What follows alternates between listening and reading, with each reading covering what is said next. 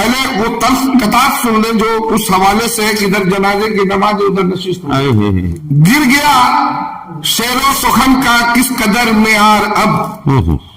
گر گیا شعر و سخن کا کس قدر معیار اب. دور حاضر کے بھی شعرا بھول بیٹھے امتیاز. گر گیا شعر و سخن کا کس قدر معیار اب. دور حاضر کے بھی شعرا بھول بیٹھے امتیاز. خوب بجم شاکری کی تھی سجی شعری نشست. خوب بجم شاکری کی تھی سجی شعری نشست. ایک طرف شبیر صاحب کے جنازے کی نماز. ایک طرف شبیر صاحب کے جنازے کی نماز. دوسرا قطعہ یہ ہوا کہ ایک شاعر کے جنازے میں ملے گا کیا انہیں. ایک شاعر کے جنازے میں ملے گا کیا انہیں. داد و تحصیل سے بھی قاصر اور نہ کچھ ہے زیادہ راہ. ایک شاعر کے جنازے میں ملے گا کیا انہیں.